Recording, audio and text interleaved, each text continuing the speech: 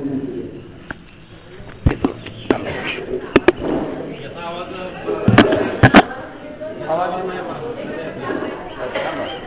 येत नाही म्हटलं बरं काय पलीकडचा आवाज येतोय म्हणते त्याचा आवाज येतोय थोडा बघू आपण काय बदलू स्टँड हाच ठेवू हे छान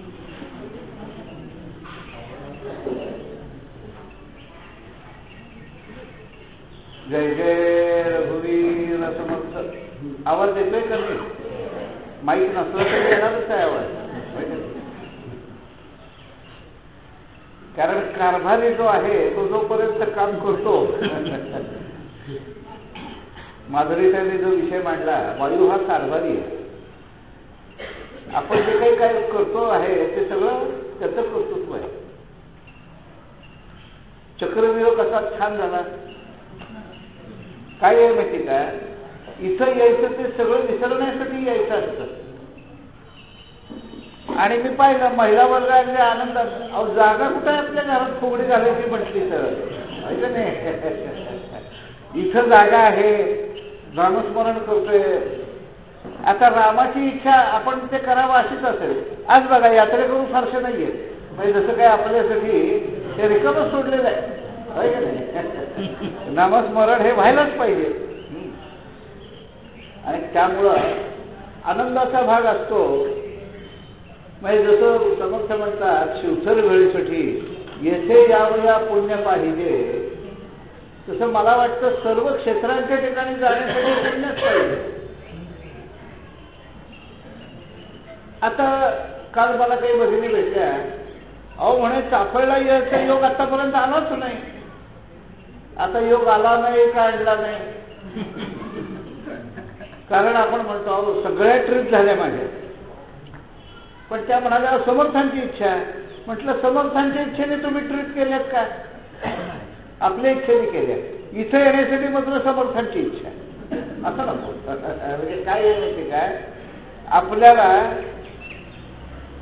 म्हणजे मी स्वतः सरकारी नोकरीत होतो माझा असा अनुभव की कुणीही स्वतःची सुट्टी वाया घालवत नाही घालवतात का नाही घालवत मग ह्याच्यासाठी सुट्टी द्या ना प्रायोरिटी तुम्ही कशाला देणार आता हा वर्ग बरेच लोकांनी मला विचारला हा वर्ग मे महिन्यातच का ठरवला हे कारण आहे बरं का त्याला कारण दासबोधाचा ज्यांनी ज्यांनी नवीन उपक्रम सुरू केले ते सगळे शिक्षक होते अप्पा केळकर शिक्षक होते अक्का वेलणकर शिक्षिका होत्या मामा गांगर शिक्षक होते सुट्टी कधी असणार मे महिना बरं मग मे महिन्याच्या काळात आपण 5 दिवसाचा वर्ग घेतला बऱ्याच लोकांच्या सूचना आल्या मला शनिवार रविवारच वर्ग घ्या आमचा वर्ग 16 ते 20 मेच चालेल याचं कारण काय आपल्याला स्वतःला त्याच्यामध्ये मोळ करता आलं पाहिजे बरोबर आहे एक लहानपणी ऐकलेली गोष्ट ते म्हणाले घोडा पाणी प्यायला जातो आता पूर्वी रहाटाने पाणी ओढायचं एक घोडा असा होता रहाटाचा आवाज आला की तो बिचकायचा पाणी प्यायचा नाही दृष्टांत कथा आहे बरं का तर त्याचा मालक त्याला म्हणाला तुला जर पाणी प्यायचं असेल तर रहाटाच्या आवाजाची सवय करावी लागेल बरोबर आहे काय करायचे तो रहाट बंद झाला तर पाणी येणार नाही घोड्याची कथा अशासाठी सांगितली परिस्थिती आपल्याला अनुकूल असेल असं नाही आपण परिस्थितीच्या अनुकूल वागलं पाहिजे त्यामुळं लग्न कार्य जातोच का नाही आपण जातो म्हणजे मी जो विषय घेणार असतात त्या विषयाला धरून बोलतो की दासबोध जगलेली माणसं नियोजन करणं हे दासबोधातून शिकायचे आणि त्यामुळं हा वर्ग 5 दिवस नाही खरं 4.5 दिवसच आहेत ना बरं चाफळ हे ठिकाण उत्तम आहे उन्हाळ्यात काही त्रास जाणवतो का काही जाणवत नाही आपल्याला घरात बसताना काळजी असते अहो तिथं पंखे नाही. एकाने मला विचारलं एसी आहे का तिथं? नॅचरल एसी आहे म्हटलं. काही जाणवलं का आपल्याला? इथं बसलोय, पंखा नाहीये, काही फरक पडतो? काही फरक पडत नाही. मुळात देवाच्या सानिध्यात आपण आहोत हा मोठा लाभ आहे. लक्षात घ्या. बॅटरी चार्ज करावी लागते का नाही? तसं सज्जनगड, चाफळ, शिवथरगड ही आपली बॅटरी चार्ज करण्याची ठिकाण आहे. इथं आलंच पाहिजे. म्हणून माझा असा आवाज आहे की 1 वर्ष 2 वर्ष कशाला, की मला शक्य आहे त्यावेळेला मी इथे येईनच. आणि असं जर आपण ठरवलं ना, आणि म्हणून माझं आव्हान असं आहे की ज्यांनी दासबोधाचा अभ्यास केलेला नाही, नुसते बघायला म्हणून आलेले, त्यांनी सुद्धा पदाचा अभ्यास सुरू करावा. त्याला वयाची मर्यादा ठेवलेली नाही. आपण नुसतं ऐकायला येतो काय ऐकतो हे तरी कळलं पाहिजे का नको? नाहीतर दासबोध म्हणजे काय हेच माहिती नाही. आलाय दासबोध वर्गाला, मस्त 4 दिवस जातात. रोजचा 20च रुपये खर्च आहे, 100 रुपये फक्त शुल्क आहे. छान, कुणी काही विचारत नाही, खोल्या लांब आहेत ना, मस्त जाऊन झोपले. अशा लोकांच्या तरी हा वर्ग नाही. बघा, हा वर्ग कुणासाठी आहे? इथं आल्यानंतर प्रत्येक सत्राला मी हजर राहील, नाहीतर कुणासाठी आहे हा वर्ग? नुसती ट्रिप म्हणून तुम्ही आलेले नाहीये. म्हणजे इथं आपण येतो ते दासबोधाचा अभ्यास करण्यासाठीच आपण या ठिकाणी येतो. आणि म्हणून माझा जो विषय आहे दासबोध जगलेली माणसं याच्यात, आणि भरपूर वेळ आहे माझ्या हाताची, जेवायची वेळ होतपर्यंत तरी घड्याळ माझ्या हातात आहे. म्हणजे आमचे आप्पासाहेब केळकर म्हणायचे, हा गॅलिलिओ हातात काहीतरी बांधलाय, वेळ कळावी म्हणून. वक्त्याला असं सांगता कामा नये संयोजकाने, आता तुझी वेळ संपली. आम्हाला घरीच मात्र वेळेची मर्यादा असल्यामुळं नियोजन करावं लागतं. आणि प्रत्येक दिनसंख्याला नेमलेलं आहे. आणि तिथं काय आहे, 20 मिनिटं अवधी दिलेलं आहे. आता 20 मिनिटं कशी समजायची? आम्ही आणि अक्कानी शिवसरगडीमध्ये काय केलं, अक्का वयाच्या मोठ्या होत्या, आजीच होत्या, नातवाला खाऊ द्यावा म्हणून त्या गोळी द्यायच्या. म्हणून ते काल आपण जे प्रश्नमंजुषा गोळी दिली, आम्ही काय करतो, तो दिनसंचालक असेल त्याला सांगतो त्याची वेळ होत आली की गोळी घेऊन त्याच्यासमोर उभा राहा. त्याला ते शेजारी आला की कळते की आता आपली वेळ संपली. तशी काही हित परिस्थिती नाही ना. म्हणून वक्तशीरपणा हा शिकायचाच आहे. म्हणून नाचतच राहिले असं नाही. म्हणून मी सूचना दिली की आता पुढचा कार्यक्रम आपला परत सुरू होणार आहे. पहिल्यांदा मी बोलणार आहे आप्पासाहेब केळकरांच्याबद्दल, नंतर बोलणार आहे सुनीलजींच्या बद्दल. कारण आप्पासाहेब केळकरांना पाहिलेले किंवा त्यांच्या सहवासात आलेले माणसं इथं कमी. किती जण इथं येतो की ज्याने आप्पाला पाहिलेलं आहे, आप्पांशी संपर्क आलेला आहे? म्हणजे थोडेच लोक आहेत ना. बऱ्याच लोकांनी पाहिलेलं नाही, त्यामुळं त्यांचं वागणं कसं होतं. मी नेहमी म्हणतो आदर्श फार मोठा नको, आपल्याबरोबर काम करणारे लोक सुद्धा आदर्श असतात. म्हणून अक्कानी सखोलमध्ये एक प्रश्न टाकला, सामान्यातील सामान्य परंतु सत्वगुणाचा ज्यांच्या ठिकाणी प्रादुर्भाव आहे अशी माणसं सांगा. आता हे सुद्धा कशासाठी आहे? आपल्याला माणसातला गुण ओळखता आला पाहिजे. समर्थ संप्रदाय हा लोकसंग्रह करणारा संप्रदाय आहे. मग आपल्याला आपल्या भोवती एकही चांगला माणूस दिसत नाही का? दुर्योधनासारखा. दुर्योधनाची गोष्ट आहे का नाही? त्यांनी सांगितलं, अरे राजसूय यज्ञात सत्कार करायचा, एक चांगला माणूस शोधून आहे. दुर्योधन सगळं शोधून आला आणि म्हणाला सगळे बदमाश आहे, सत्कार करायचा असला तर माझाच करा. आणि धर्मराजाला सांगितलं की अरे एखादा वाईट माणूस शोधून आहे, त्याचा वध करायचा. धर्मराजा म्हणाला एकही माणूस मला वाईट आढळला नाही. हा कशातला फरक आहे? स्वभावातला म्हणजे वृत्तीतला फरक आहे. लक्षात घ्या. त्यामुळं आपल्याला, म्हणून मी दासबोधातून हे शिकलो आपल्याला आपल्या स्वभावाला मुरड घालता आली पाहिजे. ऍडजस्टमेंट. समर्थांनी किती स्वभावाला मुरड घातली असेल? समर्थांचं सुरुवातीचं वर्णन पिसाट रामदास आहे. शहापूरला होते. वर्णन काय आहे? पिसाट रामदास, एकांत प्रिय. परंतु त्यांना समजलं धर्माची स्थापना करायची असेल तर लोक एकत्र केले पाहिजे. मग अशा वेळेला आपलं हे चालेल का? नाही.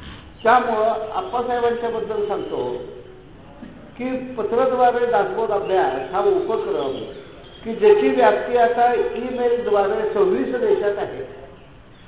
सुमारे लाखभर लोकांनी त्याच्यात भाग घेतला. म्हणजे सगळ्यांनी पुरा केला असा नाही बरं का, पण निदान दासबोधाचा पहिला स्वाध्याय तरी केला. नाही त्यांना दासबोध काय आहे एवढं तरी कळलं. आप्पासाहेबांचा जन्म कराडचा. त्यांचे वडील तिथं वॉटर वर्क्समध्ये इंजिनियर होते. आणि आप्पाने खरं तर मी कोठारीन असं म्हटलं, करता राम हे असावे अभ्यंकरी हे आप्पासाहेबांचं आत्मचरित्र आहे. आणि त्याच्यातील 6 सूत्र, त्याचा विस्तार कसा केला, 6 सूत्रांच्या आधाराने पत्रद्वारे दासबोध अभ्यासक्रम सुरू केलाय. आपल्या प्रवेशच्या पुस्तकामध्ये मुखपृष्ठच आहे बघायला. आता इथं दाखवण्यासाठी पुस्तक नाही आहे, परंतु आपल्याला ती 6 जी सूत्र आहेत ती 6 सूत्र कशी निवडली हे सगळं त्याच्यात मिळेल. तत्कालिक कारण असं झालं, आप्पा पुण्याच्या विमलाबाई दरबारी शाळेमध्ये शिक्षक होते आणि विज्ञानाचे शिक्षक. त्यांच्या जीवनात केवढं मोठं परिवर्तन आहे हे मी सांगणार आहे. आणि ते शिक्षक असल्यामुळं एक विद्यार्थी त्यांच्याकडे आला. सर म्हणाला मला हे सर्टिफिकेट मिळालेलं आहे. ते म्हणाले काय आहे? पत्रद्वारा बायबल अभ्यास. ते सायन्सचे विद्यार्थी. ते म्हणाले अरे आपण सायन्समध्ये शिकलोय, पृथ्वी सूर्याभोवती फिरती आणि बायबलमध्ये लिहिले सूर्य पृथ्वी भोवती फिरतो, तू काय लिहिणार? तो म्हणाला मला जर बायबलच्या परीक्षेचं सर्टिफिकेट मिळवायचं असेल तर मी असं लिहिणार सूर्य पृथ्वी भोवती फिरतो. कारण त्या ग्रंथाचा अभ्यास सरांच्या असं डोक्यात आलं आहे, बायबल आपल्या वाचनात कधी आलेलं नाही, तरीही हे लोक त्या बायबलचा प्रचार करतात. आपण आपल्या धार्मिक ग्रंथांचा प्रचार का करू नये? पत्रद्वारे दासबोध अभ्यास हा पहिला उपक्रम आहे की ग्रंथांचं अध्ययन करणारा. त्याच्या आधी कधीही कुणी अभ्यास केलेला नाही. ग्रंथ कशासाठी आहे? पारायणासाठी. एकदा वाचला की समजला, बरोबर आहे. आणि मग त्याच्यासाठी म्हणून दासबोध हा पारायणाचा ग्रंथ नाही, दासबोध हा आचरणाचा ग्रंथ आहे. पारायणाचा ग्रंथ नाही असं मी का म्हणतो? तर समर्थ मनात दासबोधामध्ये इतकं मार्गदर्शन करतात आणि त्याच्यात त्याने म्हटलेलंच आहे की नाही, धान्य उदंड मोजिले परी त्या मापी नाही बक्षिले, विवरण्याने पैसे झाले प्राणी मात्राची. आता मापटी गेली, चिपटी गेली, सगळी, पण मापट्याने धान्य मोजत होते हे तरी आपल्याला माहिती आहे नाही. आपल्या पिढीला अनुभव आहे, पुढच्या पिढीला ती नाही. किंवा समर्थाने असं म्हटलं, पसेवरी वैरण घातले जाते भराभरा ओढिले तेने पीठ बारीक आले हे तो घडे ना. जात्याचा ज्यांना अनुभव आहे त्यांना हे कळेल. म्हणजे म्हणून आपणच्या डोक्यात असं आलं, त्याची गोष्टही सांगणार आहे मी पुढे. प्रसंग असा घडला, आपणच्या मातोश्री व्यंकटेश स्तोत्र म्हणत असत आणि माझ्या मागच्या पिढीत आमची आई सुद्धा अंघोळीला बसले की व्यंकटेश स्तोत्र म्हणायचं, अशी पद्धतच होती. तर त्याने आईला विचारलं, आई किती वर्ष तू व्यंकटेश स्तोत्र म्हणते? 50 वर्ष झाली व्यंकटेश स्तोत्र म्हणते. तर म्हणाले की मग कोणता वर मागितलाय? कोणता वर मागितलाय? आलं का परसेंट? त्या म्हणाल्या बाबा ते पाठ आहे, परंतु असा मी तुझ्यासारखा अभ्यास नाही केलेला. काय रुपयाच्या स्तोत्रात मदत दिली ऐसावर जेणे घडेल पण उपकार गाडी सुरू झाली.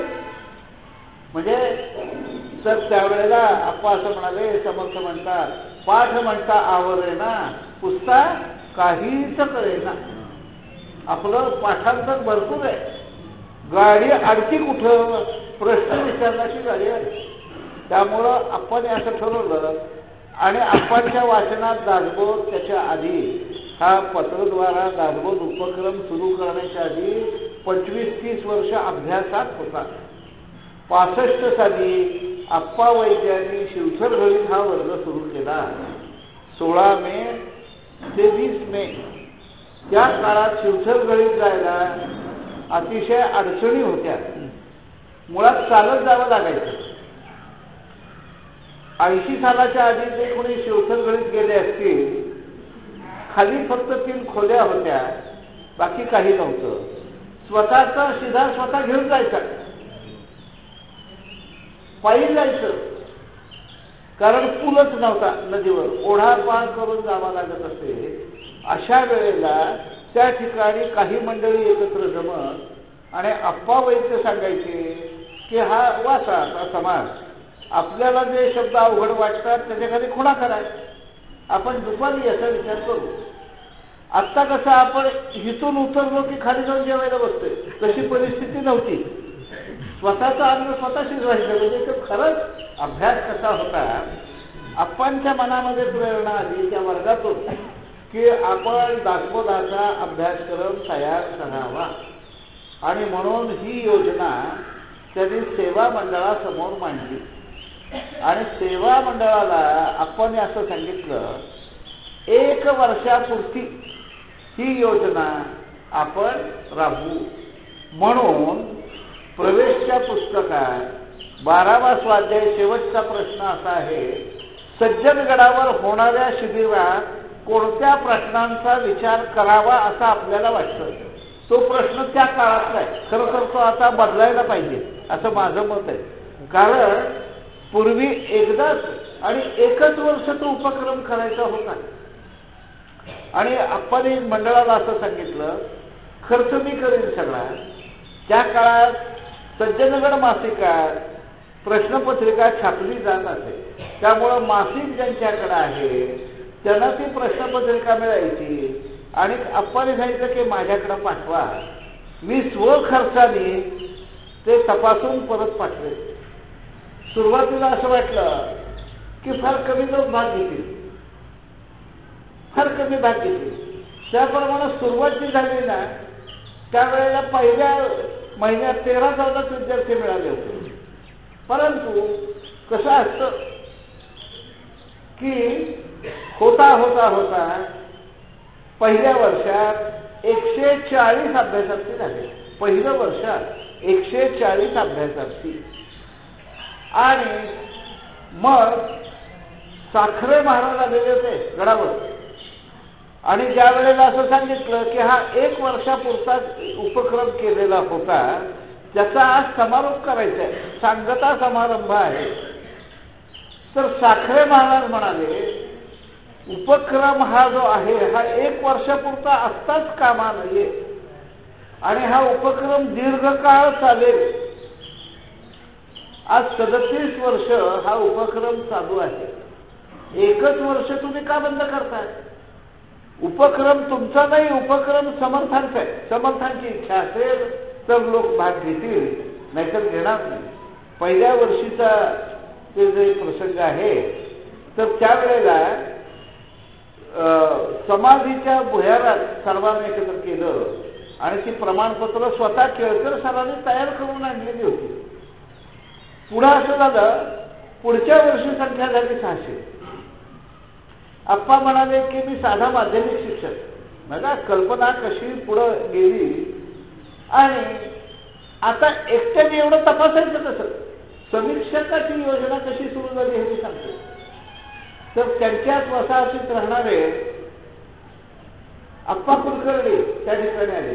ते औंध संस्थानात शिक्षणाधिकारी होते आणि त्यांनी केळकरांना सांगितलं, काही स्वाध्याय मला द्या, मीही दासबोधाचा अभ्यास केलेला आहे. आणि यांना असं वाटलं आता हे काय आहे, की घरी जातील, वेळ मिळेल तसा करतील आणि आणून देतील. लगेच दुपारी ते आले केळकरांच्याकडे. अहो म्हणाले अजून द्या की, एवढ्या ह्याने काय होते.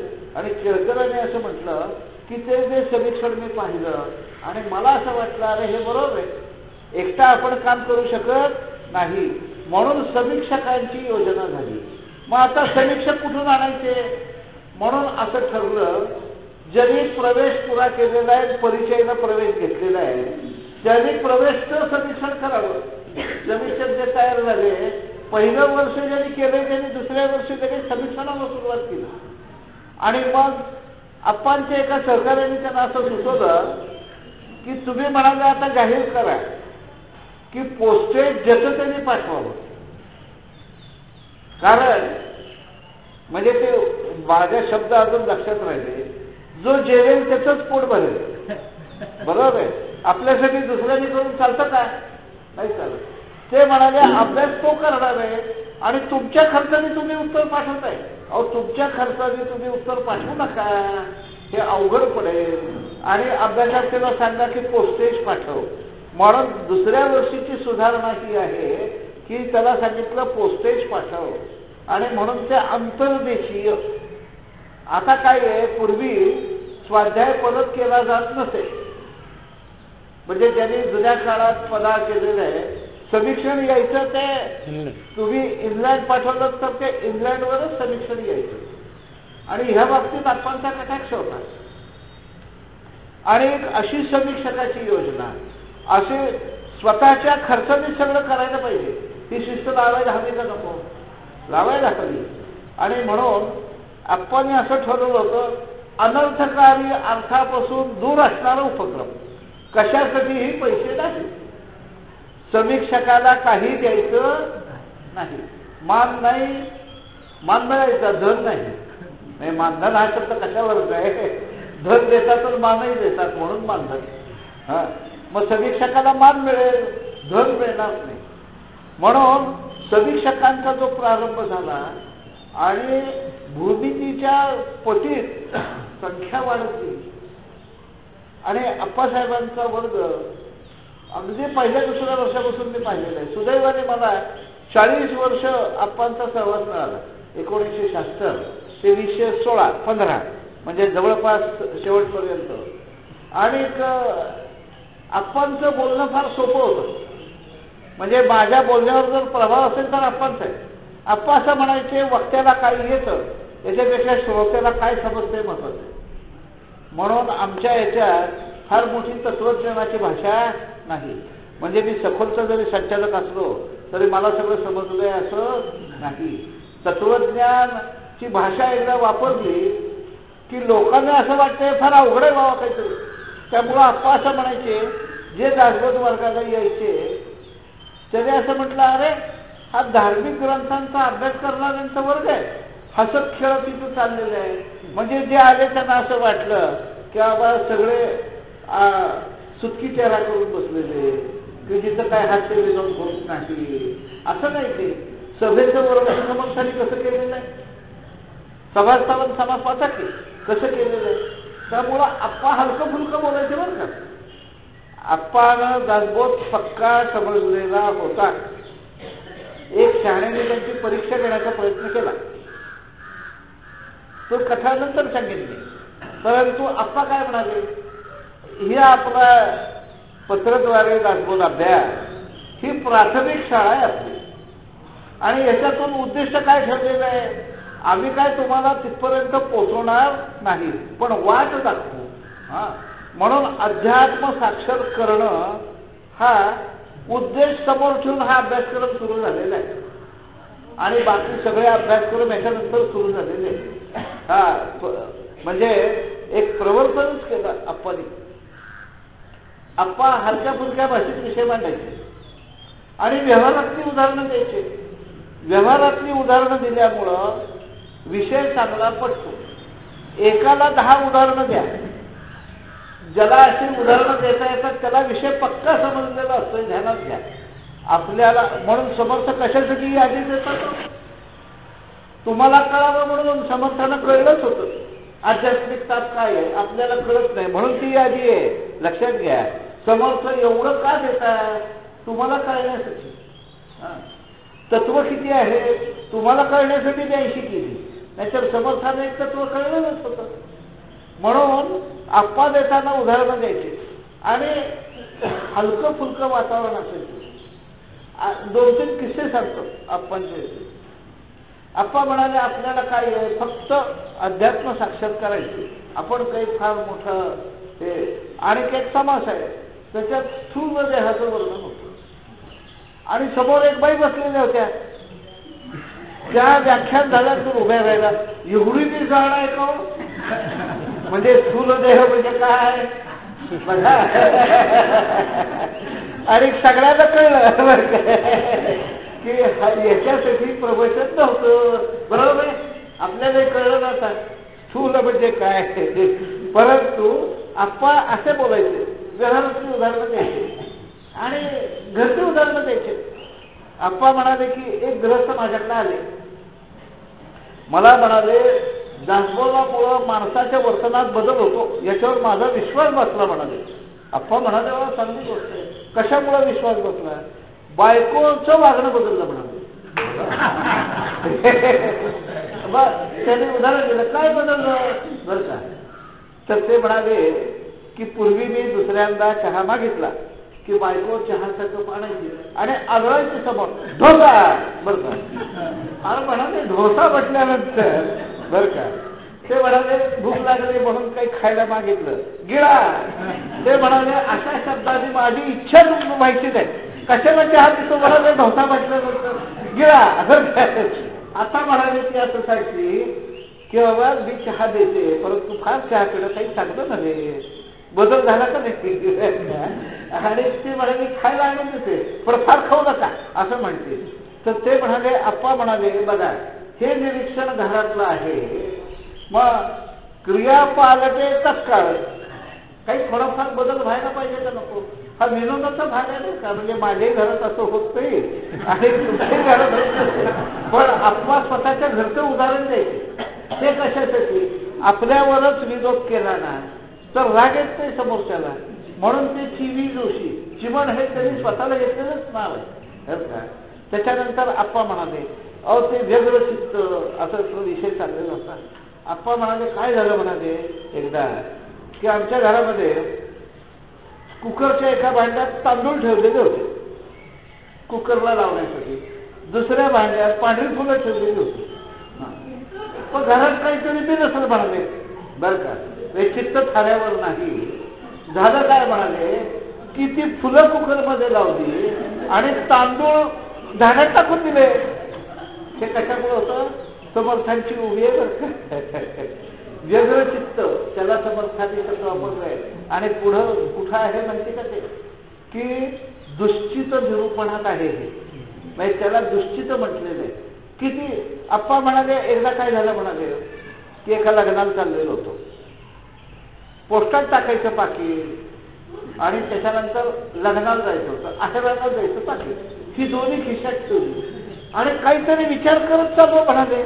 आहेराचं पाकीट टाकलं पोस्टात आणि पोस्टाचं पाकीट दिलं नवऱ्याच्या हातात आहेर म्हणून. आता ही उदाहरणं काय सांगतात,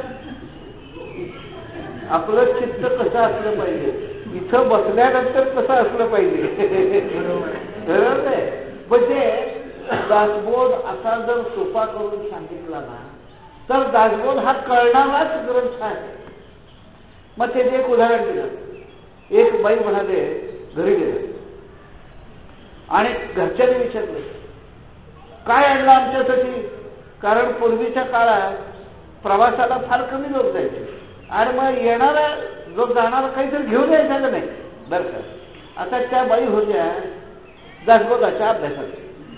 आता म्हणाला काय करावं आपण, तर दासबोधातली वचनं काढली आणि ती वचनं एक एक चिठ्ठ्या तयार केल्या आणि घरात माणसं पूर्वीच्या काळातले बरं का, त्यामुळं सासू सासरे नणंद दीर भावजे सगळे एकत्र. आता अशी परिस्थिती नाही. त्यामुळं त्या म्हणाल्या की सासऱ्यांच्या हातात चिठ्ठी पडली. ते म्हणाले समर्थाने तुम्हाला संदेश दिला म्हणाले काय संदेश? तोंडी शिवी असो नये. पूर्वीच्या काळी फार शिव्या देणारी माणसं होती, विशेषतः खेड्यामध्ये. म्हणजे कुठल्याही याचं शिवीशिवाय वाक्य पुरं होत नसेल. आणि ते म्हणाले समर्थाने असा संदेश दिलाय का, आजपासून मी शिव्या देणं बंद करतो. बघा म्हणजे कसं आहे. तर ते नवऱ्याने एक चिठ्ठी आली, उन्मत्त द्रव्य सेवू नये, काही असेल का? म्हणजे तंबाखू हे सुद्धा उन्मत्त द्रव्य काय, म्हणजे शेवटी ज्याचं व्यसन लागतं.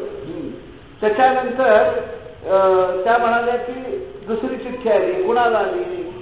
मुलाला चिठ्ठी आली. की मुलगा लहान होता. लहान मुलांची पुस्तकं नेहमी फाटलेली असतात आणि समर्थाने मूर्ख लक्षणात एक सांगितलेलं आहे, अक्षरे गाळो देवाची, काटे घाली पदरीची, निगा न करे पुस्तकाची, तो एक मूर्ख. अरे तू फाडतो पाना. बर का, मुलीला हे दिलं. बर का, मुलीला काय चिठ्ठी आली? रूप लावण्य अभ्यासिता नये. किती समर्पक आहे. आरशासमोर उभं राहतो याचं कारण काय आहे? आता खरं तर काही बदल होत नाही. सहज गुणाशी न चले उपाये, काहीतरी धरावी सोये आगांतुक गुणांची. आता त्या मुलीला अशी चिठ्ठी आली, रूप लावण्य अभ्यासिता नाही. किती समर्पक आहे. नंदेला चिठ्ठी आली, चहाडी मनाचा आणू नये. पूर्वीच्या काळात सांगतोय. आणि सासूला, सासूरवासाच्या किती ओळे आलेले, कुठं आलेले आहेत त्या, कुठल्या तापात आलेल्या? आधी भौतिक. बरोबर सांगितलं त्यांनी. आणि त्याचा निष्कर्ष काय काढायचा? माणसाला माणूसच जास्त त्रास देतो. कारण आधिभौतिक म्हणजे पंचमहाभूतांच्या पासून जे निर्माण झालेलं आहे, त्याच्यात समर्थांनी सासूरवास राजाकडून होणारा त्रास हे टाकलेलं आहे. कशासाठी? माणूस माणसाला जास्त त्रास देतो. त्याच्यातली एक ओळी आली सासूसाठी. आणि आप्पासाहेब म्हणाले, आपल्या घरातल्यानं वाटलं कसे आपले स्वभाव कळले बाबा त्या समर्थांना. म्हणून मी नेहमी म्हणतो, काय वाचावं तर मूर्ख लक्षण वाचावं. आणि काय वाचावं? अहो तो दुसरा दशक आहे सगळ्या मूर्ख लक्षणांचंच आहे. काही प्रत्यक्ष, काही अप्रत्यक्ष. फळं ओळखल्या विना खाऊ नये, वाट पुसल्या विना जाऊ नये. जातो तो मूर्ख. पहिल्यांदा सरळ थेट सांगितलं, नंतर डायरेक्ट इनडायरेक्ट असं त्या ह्याच्यात शंकर श्रीकृष्ण देव म्हणाले 1200 लक्षण आहेत. आपल्याला वाटतात तेवढं नाही आहे, केवळ मूर्ख आणि पडत मूर्ख. तपासून बघा म्हणाले. सद्विद्या उलट कुविद्या किती त्या ह्याच्यात आहे. आप्पा म्हणायचे अभ्यास करायचा असेल तर दासबोधाचा अभ्यास हा अशा प्रकारे जर झाला ना, पक्का लक्षात जातो. आता मी जी उदाहरणं दिली ही काय फार बाहेरची आहेत का? रोजच्या व्यवहारातली उदाहरण आहे, परंतु ह्याच्यात सुद्धा अध्यात्म हे आपल्याला कळलं पाहिजे.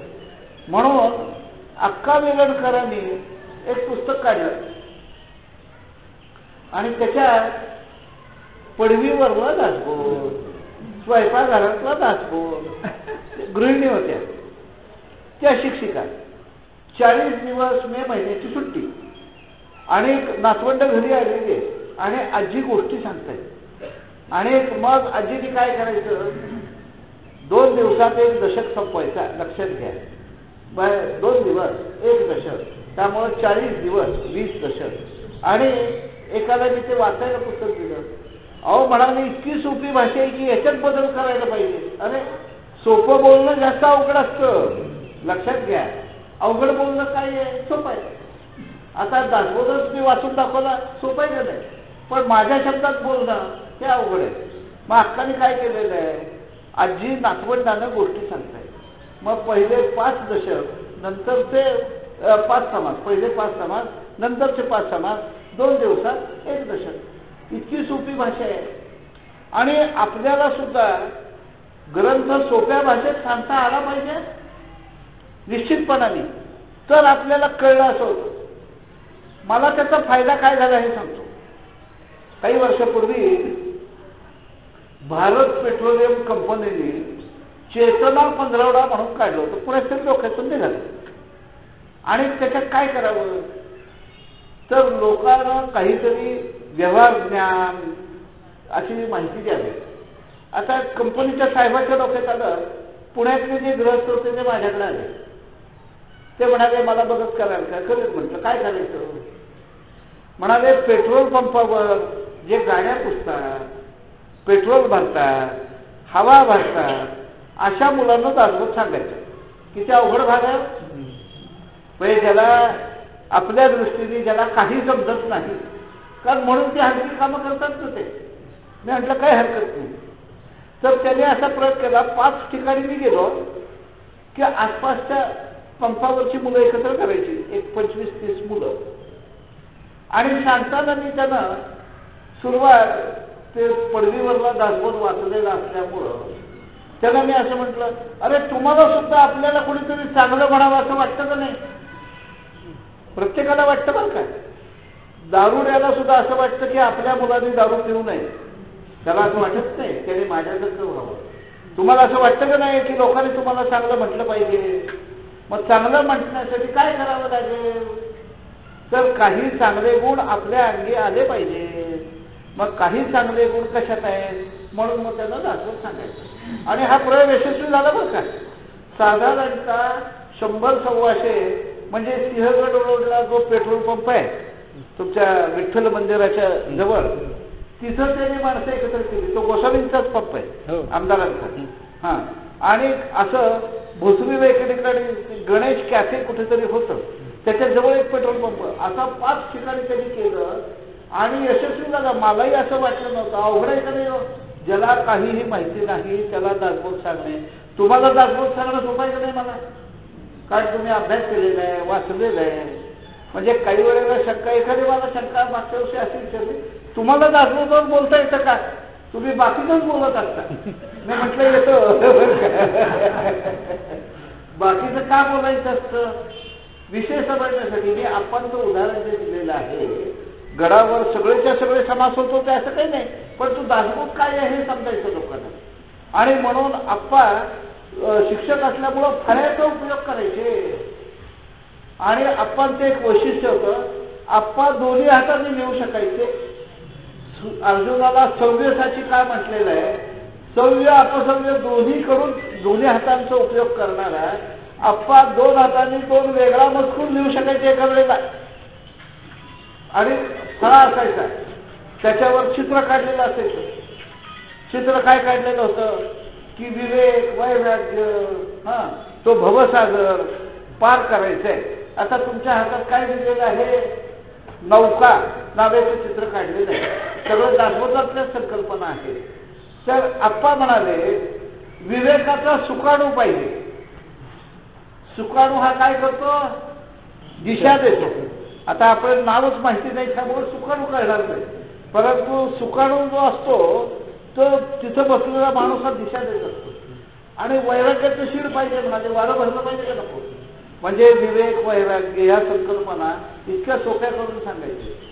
समीक्षकांना असं वाटायचं, आता माझ्याकडे 10 विद्यार्थी म्हणजे मी पोचलो. काय लोकांनी नमस्कार केला की असं वाटतं मी मोठा झालो. आप्पांनी चित्र काढलेलं होतं, लाईटचे खांब दाखवले होते आणि उरणं गेलेल्या तारा. आप्पा म्हणाले समीक्षक म्हणजे या तारा आहे. आणि आधार जो आहे तो कशाचा आहे, दासबोधाचा आधार आहे. आपल्याला असं वाटत असेल तर त्या तारांच्या मधून वीज जाते, खांबामधून काही जात नाहीये. म्हणजे समीक्षकाची भूमिका कशी असली पाहिजे, फक्त टेकू लावण्यापुरती. अभ्यास तोच करणार आहे, परंतु त्याला मार्गदर्शन करण्याचे. संदेश समर्थांचा आहे, तो तारांच्या मार्फत संदेश जाणार आहे, तो समर्थांचा संदेश जाणार आहे. आपली भूमिका फक्त खांबाची आहे. त्यामुळं खांब महत्वाचा नाही. किती सोप्या शब्दात सांगितलं. पूर्वीच्या काळात आमच्याकडं पुष्कळ विद्यार्थी असायचे बरं का. समीक्षक थोडे कमी होते, पुष्कळ विद्यार्थी असायचे. आणि आप्पा असं म्हणायचे, तुम्हाला 13 तुळशीची रोपं दिलेली आहे तुमच्या ताब्यात, आणि ही जोपासणं हे तुमचं काम आहे.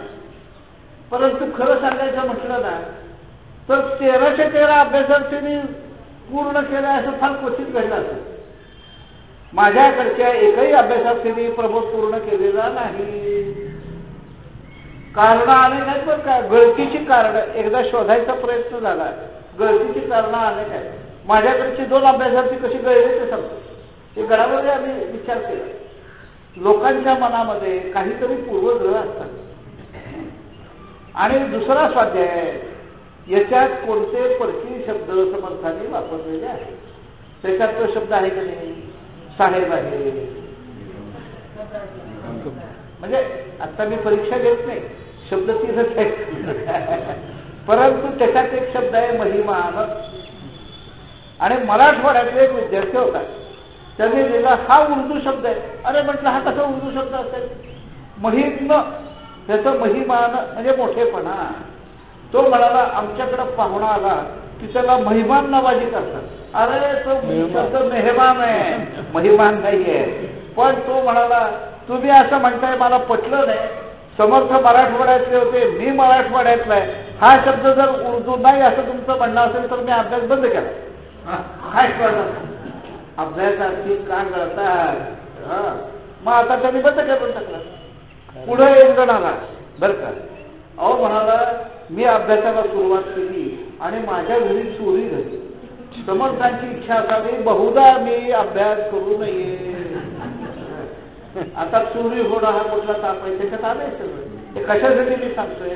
काहीतरी उद्देश डोक्यात असतो, तो पुरा झाला नाही तर काय अभ्यासाचा उपयोग आहे? असं अजून एक जण आले, त्याने असं म्हटलं मराठवाड्यातली मराठी हीच प्रमाण भाषा आहे. अरे म्हटलं समर्थ मराठवाड्यातले होते हे बरोबर आहे ना, परंतु समर्थाने असं म्हटलंय का कुठं? मग मी त्याला असं म्हटलं खरा तर पहिला मराठी शिलालेख कुठं सापडलाय?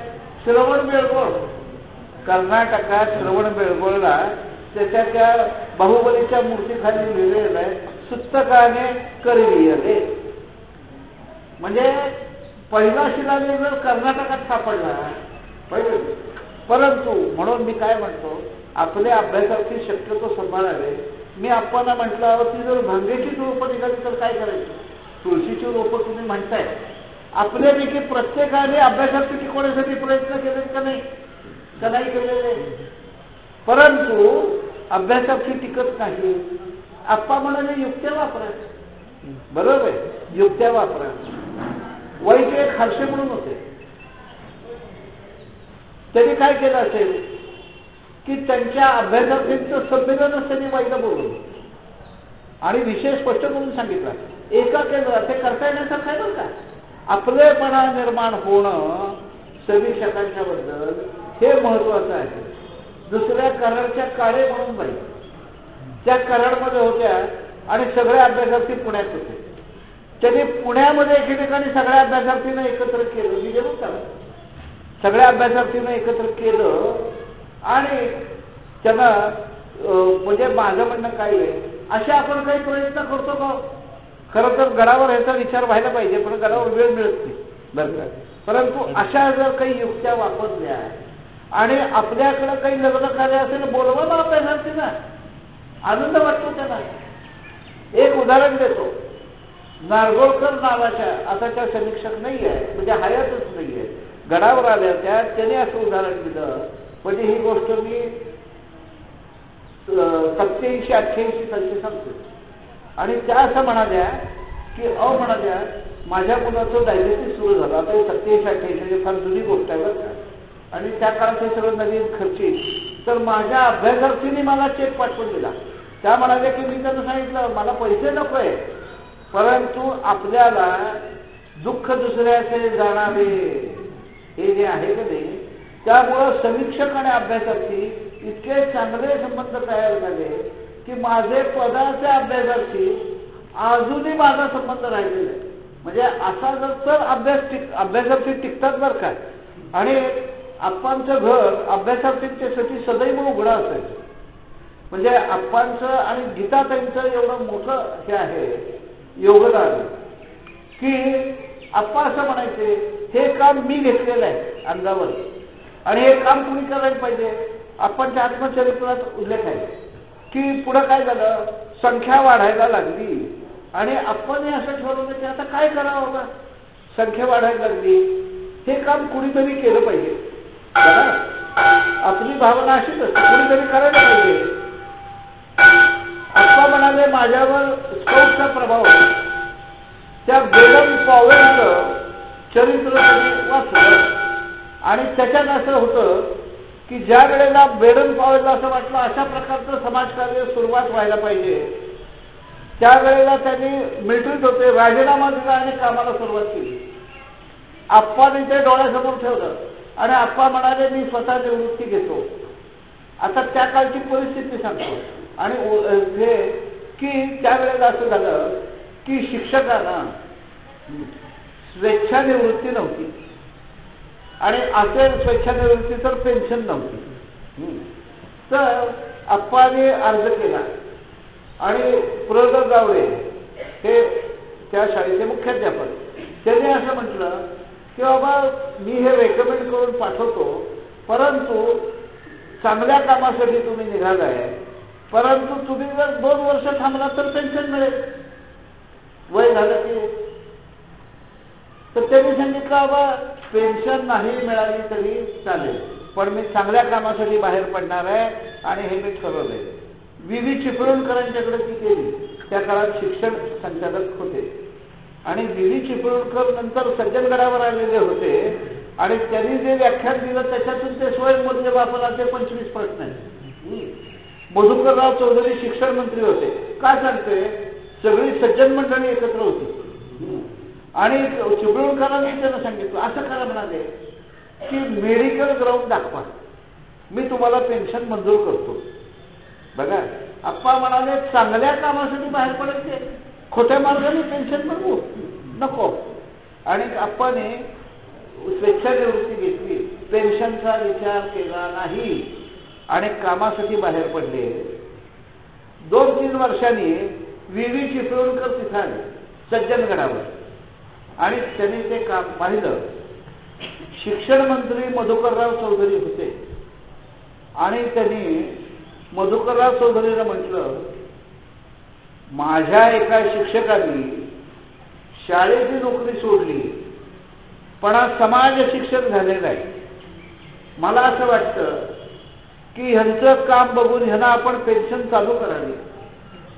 चिपळूणकरांनी दिलं शिक्षण संचालक आणि मधुकरराव चौधरींनी, त्यांचे वडील शिक्षक होते आणि मधुकरराव चौधरींनी मधु संचय नावाचं एक पारितोषिक आहे की जे उत्कृष्ट काम करणाऱ्या शिक्षकासाठी मधुकरराव चौधरी.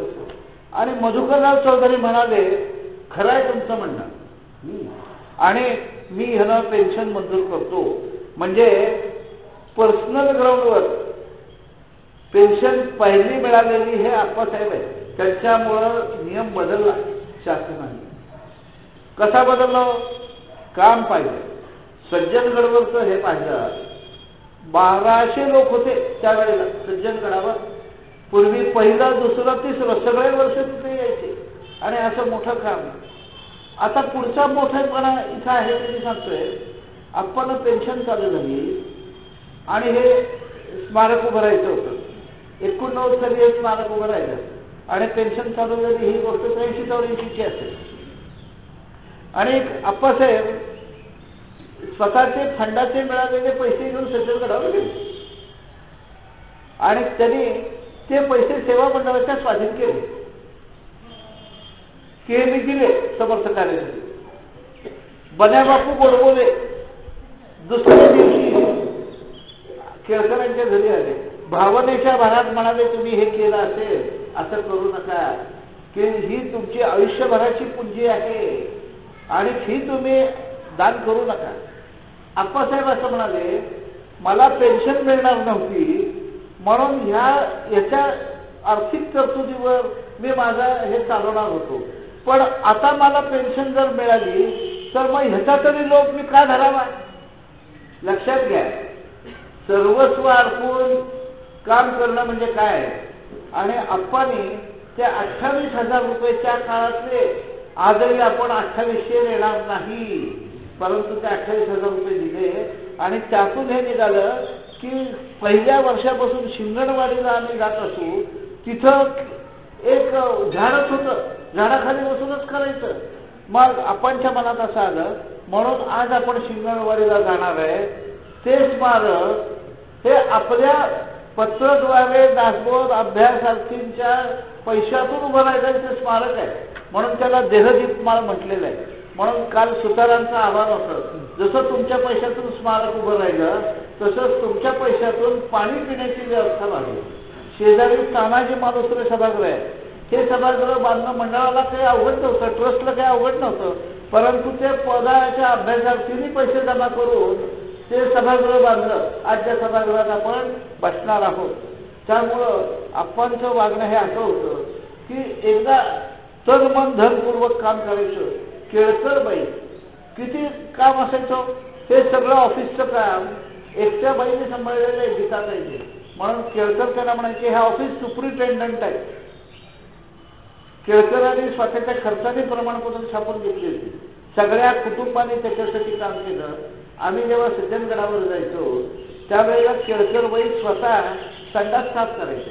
अरे म्हणाले, आता हे सगळे दासबोधाचे लोक येणार आहेत, आता त्या काळात गडावर मनुष्यबळ कमी होतं, करायचं म्हणजे कुणी करायचं, दुसऱ्याने करायचं हा नाही, आपण स्वतः केलं पाहिजे.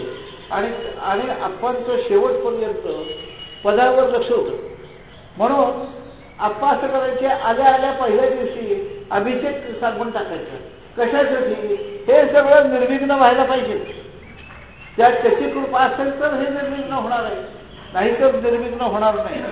आप्पांच्या काचबिंदूमुळे एक डोळा गेलेला होता, पण दुसरा डोळा शाबूत होता.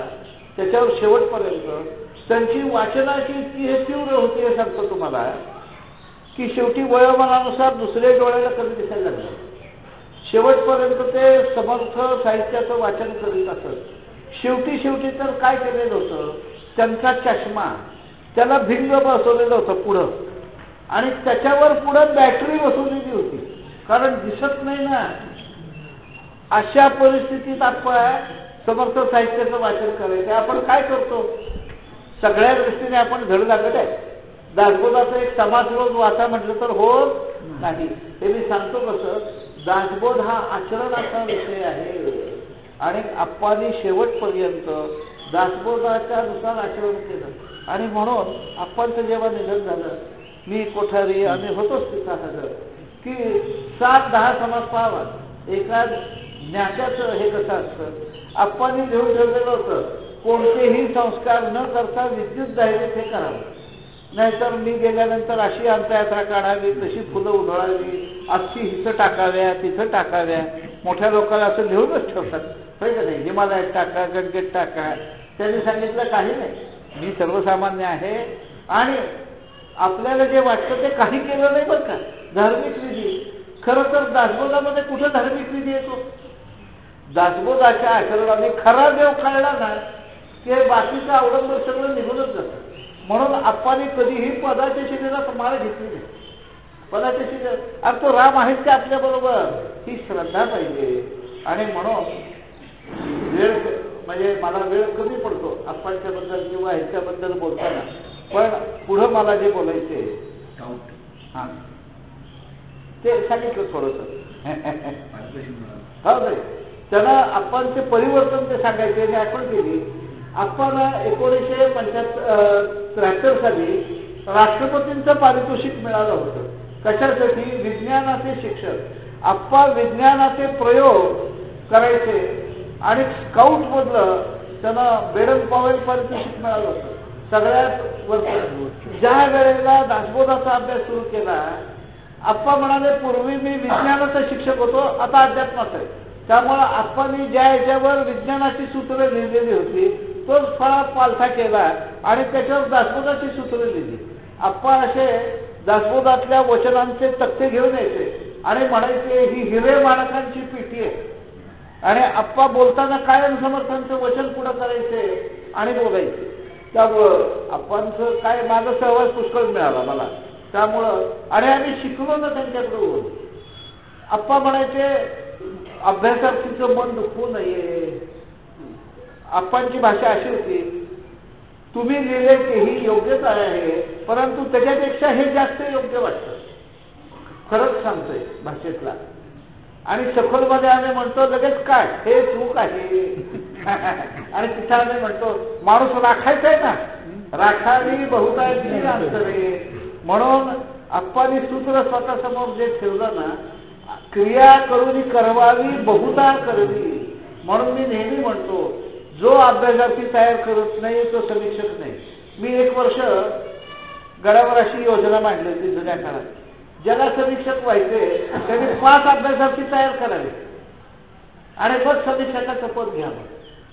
आता आज असं ठेवलं तर समीक्षकच मिळणार नाही, मुळातच समीक्षक मिळत नाही आहे. त्यांना पुन्हा पुन्हा पुन्हा करा.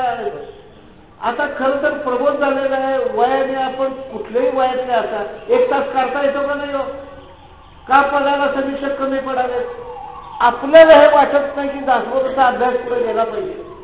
आपापल्या गावात मंडळ तयार करा आणि अभ्यासार्थी तयार करा ना.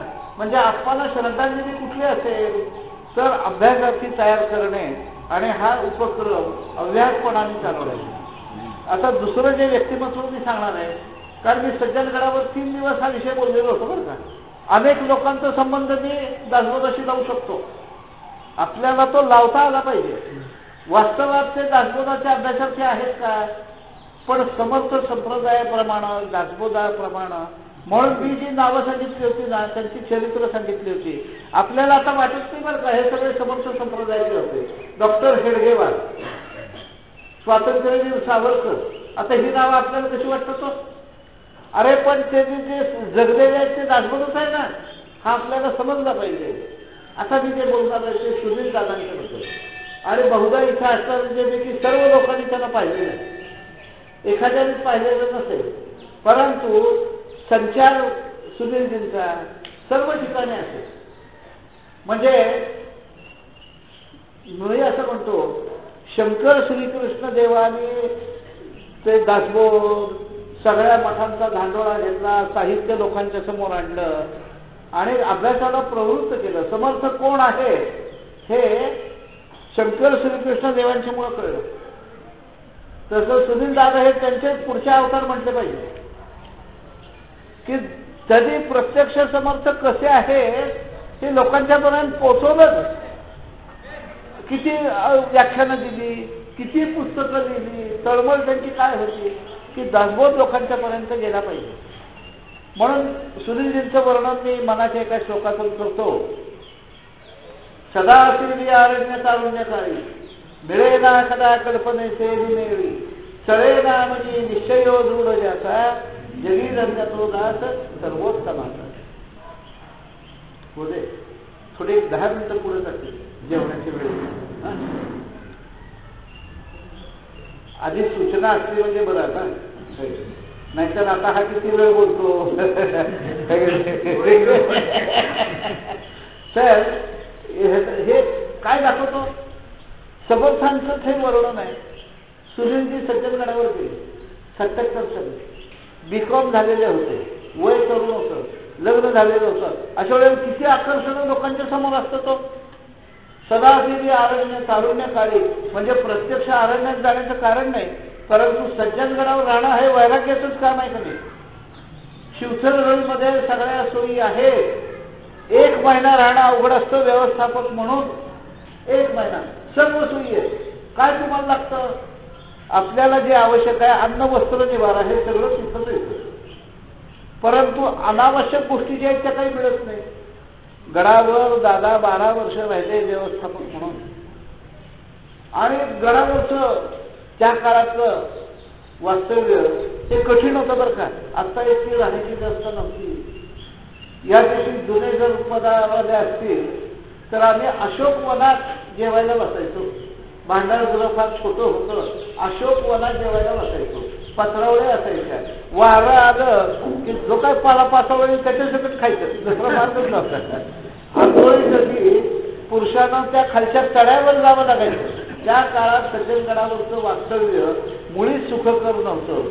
फोन नव्हते. एकच्या सर्व्हिसांच्याकडे फोन होता आणि एक कॅन्टीनमध्ये होता.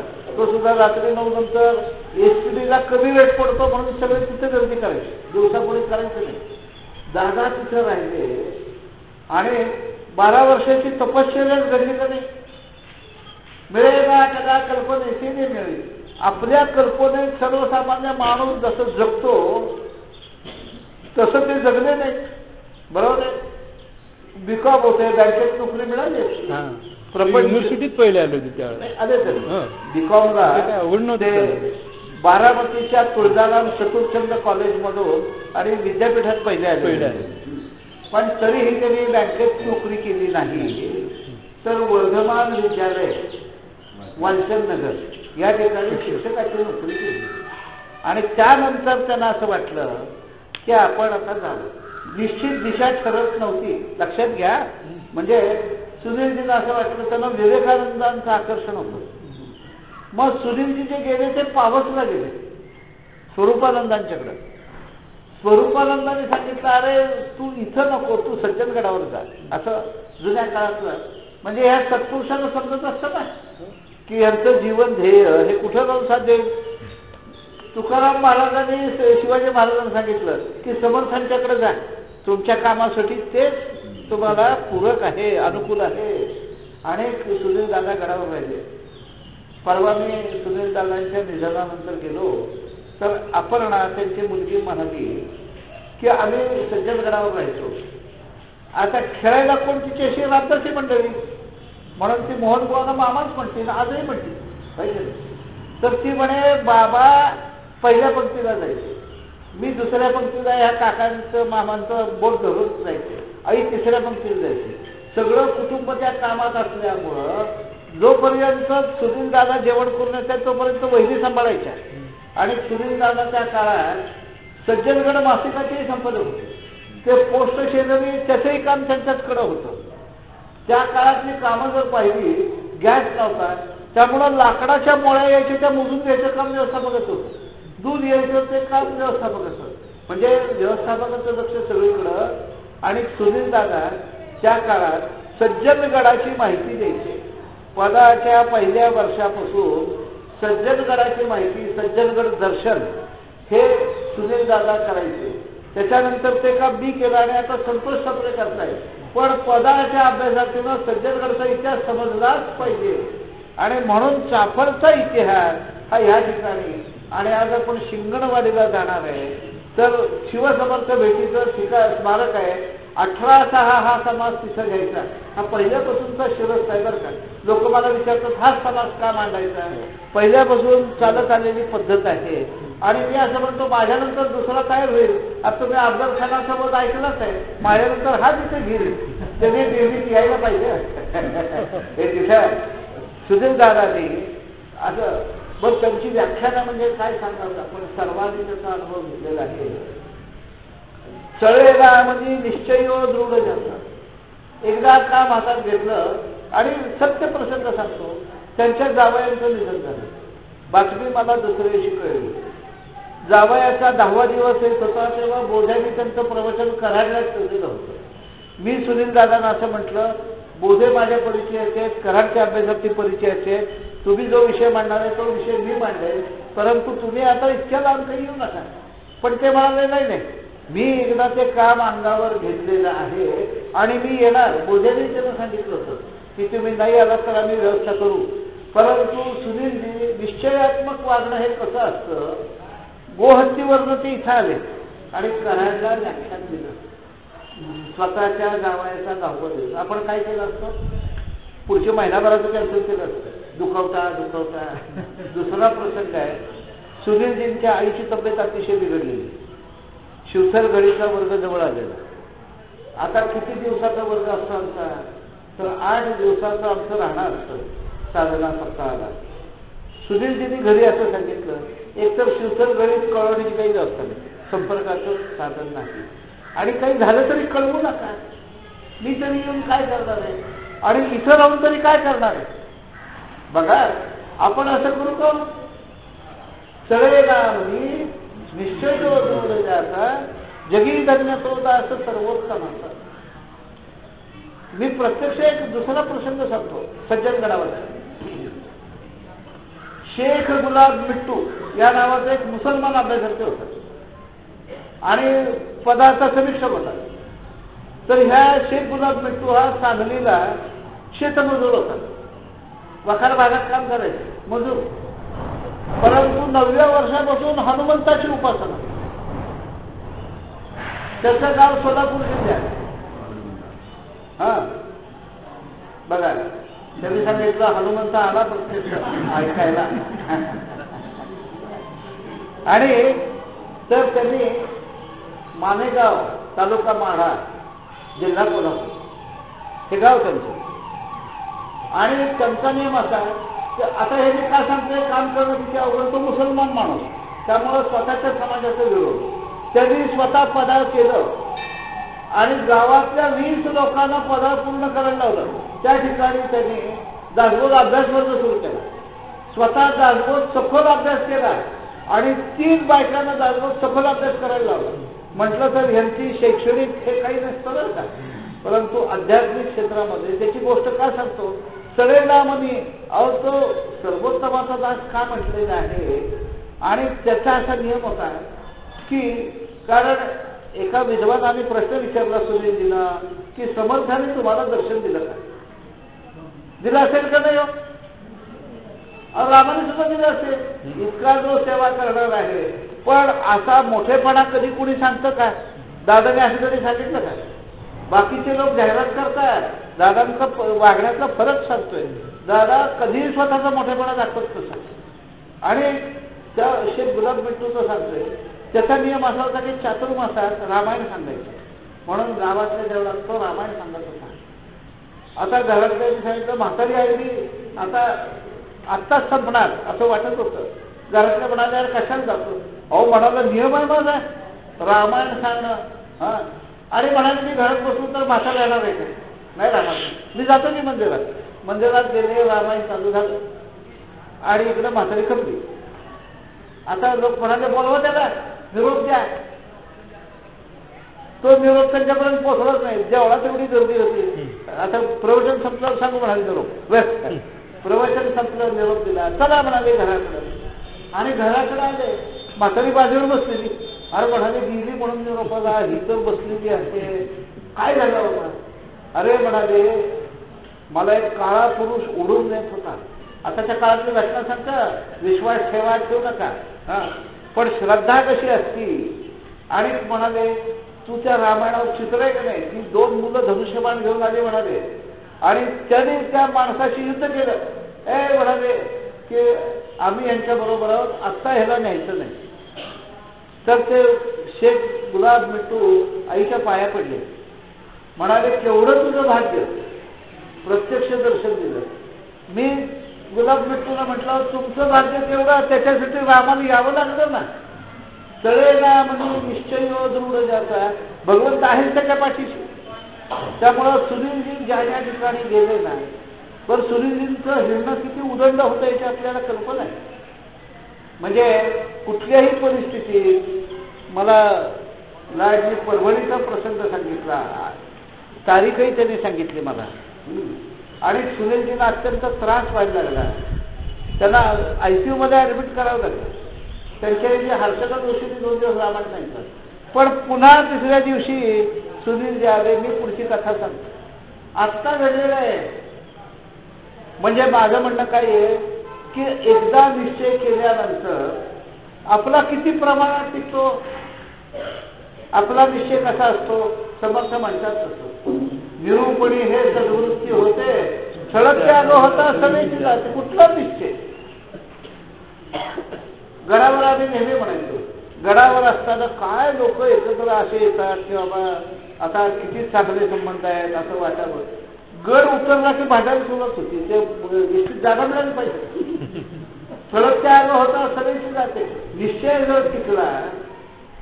सुनीलजींचं दुसरं हे, कुणाबद्दलही सुनीलजी वाईट बोलत नसत, अनुभव माझा आहे, कुणाबद्दलही वाईट बोलत नसत. आणि आप्पा किंवा सुनीलजी सगळ्यांशी आदराने बोलायचे. मला किंवा लाडला कोणाला कोठारींना अनुभव असेल, अहो जाऊ म्हणायचे. कधी अरे तुले म्हणालेले नाही. आप्पा सुद्धा अहो जाऊ म्हणायचे. काय आहे माहिती काय की दुसऱ्याला मान देणं हे आपल्या अगदी मुरलेलंच असावं लागतं. खरं सांगायचं म्हणतात ते मुरलं असेल ना. आणि सुनीलजींचं किती पुस्तकं लिहिली, पण ह्या पुस्तकामध्ये रॉयल्टीचा लोक ठेवला नाही. सुनीलजी असं की मला गीता धर्म मंडळात त्याने असं सांगितलं आता दास बोलावं, दर आठवड्याला एक विषय मांडा. माझी तयारी काही नाही आणि विषय दर आठवड्याला मांडायचा. मी गेलो केळकरांच्याकडे, तर आप्पा म्हणाले अरे मी शिक्षक आहे म्हणाले, मी काय प्रवचनकार आहे काय. म्हणाले की आता मी तर काय सांगू, मी जे बोलतो ना ते व्यवहारातलं बोलतो.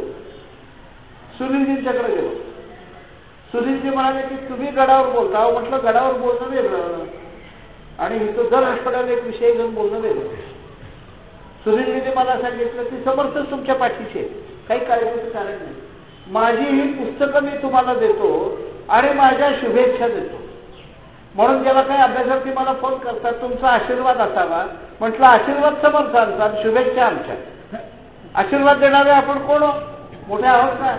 सुनीलजी म्हणाले माझ्या शुभेच्छा आहेत आणि सुनीलजीने त्यांच्या पुस्तकांचा सगळा सेट देऊन टाकला.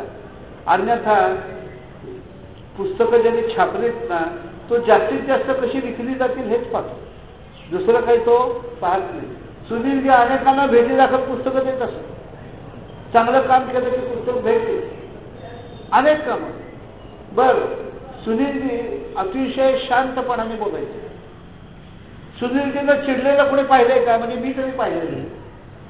अनुभव आला असेल तर कुणाला मला कल्पना नाही, परंतु सुनीलजी चिडायचे नाही. एक प्रसंग सांगतो.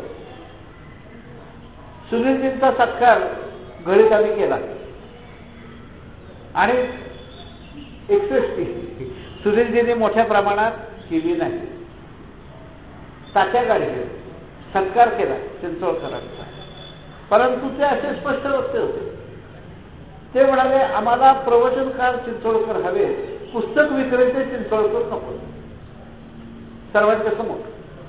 आता खरं तर राग आला पाहिजे का नको, कसं उत्तर दिलं असेल.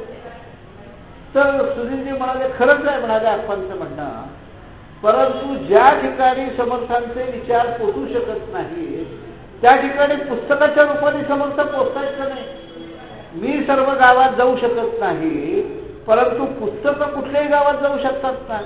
समर्थ विचारांचा मी प्रसार करतोय, मी प्रवचनकार आहे, परंतु सर्व ठिकाणी मी एका वेळेला असू शकत नाही. इतक्या शांतपणाने उत्तर देणं हे पक्क ज्याच्यामध्ये मुरलेलं आहे तत्वज्ञान, हे त्याचंच काम आहे. बरं का, जा एक 10 मिनिटात मी संपवतो. कारण म्हणजे काल कसं बोधे शेजारी बसले की विषय आवडता घेतला, प्रवचनकार इथं बसले होते जेवणाच्या आधी, हे गेले. तर म्हणजे हे मी काय सांगतोय, सुनीलजींचे अनेक पैलू आहेत आणि सुनीलजी नेहमी मोठेपणा द्यायचे, दुसऱ्याला मोठेपणा द्यायचे. म्हणजे एखाद्या ठिकाणी त्यांना जाणं शक्य नसेल ना तर ते माझं नाव सुचवायचे. आता मी काही त्यांच्या तोडीचा बघताय काय, पण सुनीलजी म्हणायचे आता मी येऊ शकत नाही ना, यानं घेऊन जावं, यानं बोलवं. अनेक ठिकाणी मला त्यांनी पाठवले. लाडना काय असं करायचे, त्यांनी लाडने जे पुस्तक लिहिलं आरत्यांचं, त्याची प्रेरणा सुनीलजींनी दिलेली आहे. आरत्या पुष्कळ आहेत पण अर्थ कोणी सांगत नाही. आज दुपारी त्या आरत्या या विषयावरच बोलणार आहे का, म्हणजे त्याने पुस्तक लिहिलं, अनेकांना सुनीलजींनी मोठं केलं असं मी म्हणतो. म्हणजे आता श्रद्धांजलीचा कार्यक्रम ठेवला असताना तर तो किती वेळाचा करावा असा प्रश्न पडला असता. म्हणून सर्वांच्या वतीने मी श्रद्धांजलीच आहे. पुण्याला आम्ही कार्यक्रम केला तर 4 तास कार्यक्रम चालला. म्हणजे अनेकांची, म्हणून मी त्यावेळेला काय म्हटलं की किती लोक आले असतील, सुनीलजींच्या परिचयात किती लोक असतील. समर्थांचं वर्णन आहे, नभा माझी ताराज म्हणे पैसे लोक, किती माणसं, काही 1000 माणसं त्यांच्या परिचयाची असतील. ज्या ज्या गावात गेले त्या त्या गावात एक तरी घर सुनीलजीने आपलं केलेलं आहे की जिथे येऊन ते मुक्काम करायचे. आणि शेवटच्या प्रवासात ज्या ज्या घरी ते पूर्वी उतरले होते तेव्हा त्या त्या घरी ते जाऊन आले. बहुधा त्याला कळलं असावा हा आपला शेवटचा प्रवास आहे, शेवटचा दौरा आहे. आणि का सुनीलजींचा आवाज अतिशय उत्तम होता. आणि कॉलेजमध्ये असताना त्या काळात ऑर्केस्ट्रा म्हणजे गाण्याचा कार्यक्रम प्रसिद्ध होता आणि सुनीलजींचं हिंदी गाणी ही त्यांना पाठ येत होती. काल लाटने मला त्यांचं रेकॉर्ड केलेलं गाणं दाखवलं. एका घरी उतरले होते, वाढदिवस चालू होता आणि सुनीलजीने गाणं म्हटलं, तुम जियो हजारो साल, साल के दिन हो 50,000, हॅपी बर्थडे टू यू. हे गाणं सुनीलजींनी म्हटलं. सुनीलजी पद म्हणतच असत, परंतु ज्या ठिकाणी जातील अतिशय चांगला अभ्यास होता हिंदीचा त्यांचा, उर्दू त्याला कळायची आणि गाणी पुष्कळ पाठ होती. त्यामुळं सुनीलजींनी जबलपूर वगैरे ठिकाणी हिंदी भाषेत प्रवचन केलेली आहे. म्हणजे सुनीलजींनी खऱ्या अर्थाने समर्थ पोचवलेले आहे. आता शेवटच्या त्यांच्या आजारपणाबद्दल सांगतो आणि सांगतो दासबोध कसा जगावा. आणि दादांना स्वतःला तब्येतीचा बरोबर अंदाज आलेला होता. डायलिसिसचे लांबत होते याचं कारण आता लोक काही म्हणू द्यात, परंतु त्यांना स्वतःच्या तब्येतीची पूर्ण कल्पना होती. पूर्वी त्यांना हार्ट अटॅक येऊन गेला होता, एकदा 93 साली, एकदा 97 साली, आणि हार्ट त्यांचं वीक झालेलं होतं आणि हृदय 25-30% काम करत होतं. डायलिसिस केलं की हार्टवर प्रेशर येतं, असा वैद्यकीय हे आहे. त्यामुळं ऑक्टोबर, नोव्हेंबर, डिसेंबर हे 3 महिने दादाने पूर्ण विश्रांती घेतली. मी आणि लाड त्यांच्याकडे गेलो होतो. शिवथर गळीमध्ये अक्का वेलणकरांना दादाने वचन दिलेलं होतं, मी आजन्म या ठिकाणी आजीवन सभासद. आणि फक्त 3च वर्ष ते आले नाही. 2008 साली आले नाही, त्या वर्षी ऍक्सिडेंट झाला त्यांचा पायाचा, बसता येत नव्हतं. 2015 आणि 2017 बाकी ते कायम शिवथरगडीत आले. दिलेला शब्द देवाचा नाव असं बुडवू नये. अहो दासबोधातून काय शिकायचं? तर आप्पा असं म्हणाले, जो देवाचा नावच बुडवतो, जो देवाला फसवतो, तो माणसाला फसवेल का नाही? त्याच्यासाठी समर्थाने सांगितलं, नवस करा असं सांगितलंच नाही, पण केलं तर बुडवू नका. हा, तसा अक्कानं शब्द दिला होता दादाने, आजीवन मी तिथे येईल, आणि त्याप्रमाणे येत राहिले. मागच्या वर्षी त्यांनी असं सांगितलं, डॉक्टरांनी पूर्ण विश्रांतीचा सल्ला दिलेला आहे. त्यामुळं ऑक्टोबर, नोव्हेंबर, डिसेंबर घर सोडून सुद्धा मी बाहेर पडणार नाही, कारण किडनीचा त्रास सुरू झालेला आहे. हे आम्हाला साधारणतः ऑक्टोबरात आधी कळलं. त्यानंतर ते पुढचे दौऱ्यावर आले. अकोल्याला होतेच ते जास्नवलीला, म्हणजे सगळे दौरे पूर्ण केले. आणि शेवटचं व्याख्यान त्यांनी पुण्याच्या सहजीवन व्याख्यानमालेत हनुमान जयंतीच्या दिवशी दिलं. म्हणजे किती तारखेला? 30 तारीख होती. आणि त्यानंतर त्यांना ऍडमिट करावं लागलं. शेवटपर्यंत काम केलं दादांनी आणि स्वतःच्या तब्येतीची काळजी केली नाही. म्हणजे आमच्या निरात्री अभ्यंकर त्यांना म्हणाल्या की माणसाने देहबुद्धी विसरावी हे ठीक आहे, पण सोडावी असं तर नाही ना. जोपर्यंत आपण हयात आहोत तोपर्यंत सोडून कसं चालेल? स्वतःच्या देहाची काळजी केलेली नाही, परंतु हे काम केलं. आणि मार्च महिन्यात सुनील दादा माझ्या घरी आले होते. त्यावेळेला मला म्हणाले की आगरकर आता डायलिसिस करावं लागेल. म्हणजे त्यांना पूर्ण कल्पना होती बरं का. आणि डायलिसिसच्या काळामध्येही सुनीलजी अतिशय शांत होते. खरं तर डायलिसिसमध्ये अत्यंत वेदना होत असतात, असा अनुभव आहे.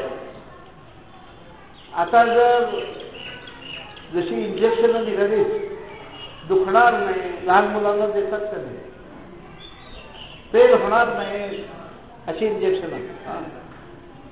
तशी काही त्याला सोय नाही, वेदना होतच असतात. तर दादा एक साधं केलं आपल्या. दादा म्हणाले वेदना शरीराला होत आहेत, मनाला होत नाही. लक्षात घ्या, आपल्या वेदना कुठेही झाल्या तरी त्या मनालाच होतात का नाही हो? वेदना शरीराला होत आहेत, मनाला नाही. त्यामुळे मी शांत आहे म्हणाले. देह ठेवण्याच्या आदल्या दिवशी घरी आले आणि त्यांची अशी इच्छा होती की दवाखान्यात जाऊ नये असं मला वाटतं बरं का. कारण ते गेले तेव्हा मी पुण्यातही नव्हतो, माझं प्रत्यक्षात बोलणं झालेलं नाही, परंतु इच्छा अशी असावी की दवाखान्यात जाऊ नये, घरी जावं. आणि सुनीलजींच्या घरी समर्थांनी पूजा केलेलं पंचायतन सुनील दादांच्याकडे आलेलं होतं. योगाने आलं. त्या मूर्ती रायगडाच्या पायथ्याला नाते नावाचं गाव आहे, तिथल्या देशमुखांनी दिलेल्या होत्या. त्या देशमुखानं मूर्ती दिल्या, त्या समर्थांनी अनुग्रह दिल्यानंतर त्याची पूजा करा. त्या मूर्ती पुढं त्यांच्या घरात कोणी राहिलं नाही. मग आता समर्थांनी दिलेल्या मूर्ती वंश परंपरेने चालत आलेल्या आहे, या मूर्तींची पूजा आता कशी होणार? म्हणून त्या मूर्ती अण्णाबुवा कालगावकर त्यावेळेला भिक्षा घेऊन जात असत. अण्णाबुवा कालगावकरांच्या जोडीत त्या मूर्ती त्या देशमुखाने टाकल्या आणि त्या मूर्ती सुनीलजींच्याकडे आलेल्या होत्या. समर्थांनी ज्याची पूजा केलेली आहे स्वहस्ते, कारण पूजा करून ती मूर्ती दिलेली त्या सुनीलजींच्या घरी होत्या आणि सुनीलजी निलाताईंच्या घरी थांबले होते. त्यांनी सांगितलं तेवढ्या मूर्ती मागवून घ्या. त्या मूर्ती मागवल्या. खरोखर त्या मूर्तींच्या दर्शनासाठी सुनीलजींच्या घरी आम्ही जायचो. म्हणजे त्यांचं तर दर्शन होतं, पण त्या मूर्तींचं दर्शन त्याच्यात सोनंही वापरलेलं असल्यामुळे अगदी लखलखीत आणि सीतेच्या अंगावर अलंकार आहे. लक्षात घ्या, सर्व अलंकारांनी युक्त अशी ती मूर्ती आहे आणि मूर्ती छोटी आहे परंतु सुबक आहे. ती दादानी मूर्ती मागवून घेतली आणि रात्रभर नामस्मरण करून त्या मूर्तीच्या समोर आणि वैद्य म्हणाल्या की मी त्याला झोपायचं का म्हटलं की खून करायची, एकच माळ करतो बघा. म्हणजे त्या मूर्तीच्या समोर बसून नामस्मरण. अनेक समर्थ काय म्हणतात, तो सुखे सांडणे या देहाचे करावे, समर्था तुझे काय उत्तीर्ण व्हावे. उत्तीर्ण व्हावे म्हणजे तुझे उपकार कसे मानो. आता सुखे सांडणे या देहाचे करावे. रात्रभर दादानी जप केला. मला आठवण आली, मामा गाणं शिवथरगडीत मुक्कामाला असत आणि ते त्या समर्थांच्या मूर्तीसमोर झोपायचे. आणि एके दिवशी रात्री त्यांना अस्वस्थ वाटायला लागलं. ते म्हणाले, रामा तुझी काय इच्छा आहे काही कळत नाही. आणि ते रात्रभर जप करत बसले. तिथून हल्ले पायऱ्या उतरायला आता दवाखान्यात जाऊ आणि देह ठेवला. दुसऱ्या दिवशी सकाळी सुनीलजी जागेच होत्या परंतु तोंड वगैरे धुतलं. त्यांचं पथ्य जे काही होतं त्याप्रमाणे थोडा राजगिऱ्याचा लाडू खाल्ला, दूध घेतलं आणि आता स्नान करावं म्हणून कपडे काढण्यासाठी अंथरुणावर बसले. कपडे काढता काढता सुनीलजींनी देह ठेवला. म्हणजे तो जो 7-10 दशक आहे ना तो वाचला पाहिजे. त्याच्यात कसं म्हटलेलं आहे की निर्वात घटी दीप ठेवला. ज्ञानेश्वरीतला दृष्टांत आहे त्याच्यात. तो कसा दिसतो, मंद होत होत होत होत जातो, कळत सुद्धा नाही. आणि माझं असं म्हणणं की सुनीलजीने अनेकांना प्रेरणा दिलेली आहे. त्यामुळं आता सुनीलजी असणार नाही म्हणून काम आपलं कमी पडून देता कामा नाही. खरं तर अजून 10 माणसं वक्ते तयार व्हायला पाहिजेत. त्यांचं काम आम्ही करू. रवींद्रनाथ टागोरांची कविता आहे, सूर्य अस्ताला गेला, अमावस्येचं रात्र होती, आता प्रकाश कोण देणार. तर एक पंक्ती त्या ठिकाणी होती, ती म्हणते माझ्या ठिकाणी सूर्याचं तेज नाही, चंद्राचा प्रकाश नाही, कारण त्या सूर्याच्या तेजावर चंद्राचा प्रकाश आहे. पण मी एक करेन, माझ्या भोवतीच्या लोकांना मी उजेड देत जाईल. हेच काम आपल्याला करायचे. आपण काही सुनील दादांचे इतके मोठे नाही किंवा होई शकणार नाही. आपल्याला अनेक मर्यादा आहेत. परंतु खरं तर सुनीलजींना श्रद्धांजली. मागच्याच वर्षी सुनीलजी या शिबिरात होते. म्हणजे हे त्यांचं शेवटचं होतं आणि त्या ठिकाणी त्यांनी शिवसमर्थ भेट हा विषय मांडलेला होता. आपल्याला या निमित्ताने स्मरण व्हावं आणि कसं त्यांचं जीवन कसं होतं. म्हणून बोलकर कसं म्हणतात, जीवन त्यांना कळले, आपल्याला काही कळलेलं नाही. परंतु आपण सर्वांनी जास्तीत जास्त काम करणं ही सुनील दादांना श्रद्धांजली होईल. म्हणून एक आम्ही शिवथर गणित करतो की श्रद्धांजली म्हणजे काय, तर एक माळ करायची. तशी माळ आपण इथे सुरुवातीलाच केलेली आहे, घेतलेली आहे आपण. म्हणजे सुनीलजींना आपण श्रद्धांजली वाहिली. परंतु थोडं त्यांच्या गुणांचं या ठिकाणी उजळणी व्हावी याच्यासाठी हा विषय मांडला आणि फार वेळ काही पुढं गेलेलं नाही. 5-10 मिनिटं झालेली असेल तरी कुणी उठलं नाही बरं का. उठलं नाही हे विशेषायचं नाही. म्हणजे काय आहे, मला दिसेल माझं तोंड पाठीमाग असतं तर कळलं नसतं. म्हणून या ठिकाणी सुनीलजींच्या आठवणी ह्या पुष्कळ आहेत. आज दुपारी आता काही लोकांनी शंका विचारली म्हणून सांगतो, शिंगणवाडीला जायचे. शिंगणवाडी साधारणतः 2.5 ते 3 किलोमीटर आहे. आपण 6 सीटरची वगैरे व्यवस्था करू, बोधेची व्यवस्था करता. आणि आपलं आज चहा नंतर आपल्याला तिकडं जायचं. म्हणजे चहा नंतरचं सत्र इथं असणार नाही. प्रत्येकाने आपापल्या ह्याची जावं, परंतु फार वेळ लावू नये. म्हणजे इथून 4:30ला सुटले तर एक अर्ध्या पाऊण तासात तिथे यावं. रस्ता 15-20 मिनिटातच आहे पायी चालत. हां, आणि आपण त्या ठिकाणी शिंगणवाडीला शिवसमर्थ भेट स्मारक आहे, त्याला भेट देणार आणि 18/6 या समासाचा त्या ठिकाणी आपण अभ्यास करणार आहोत.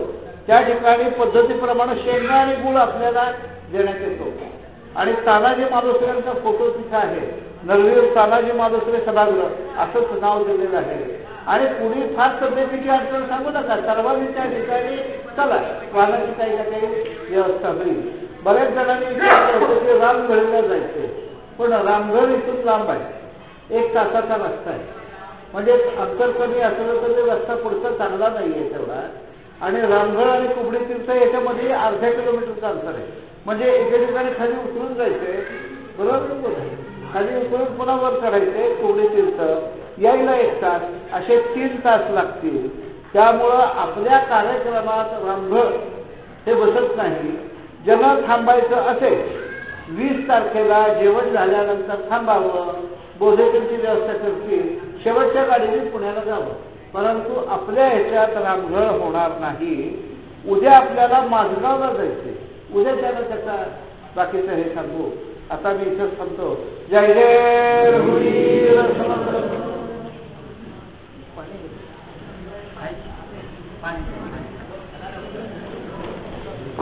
जरा वेळ झाला, 10 मिनिटं पुढे सध्या महत्वाचं वातावरण आहे.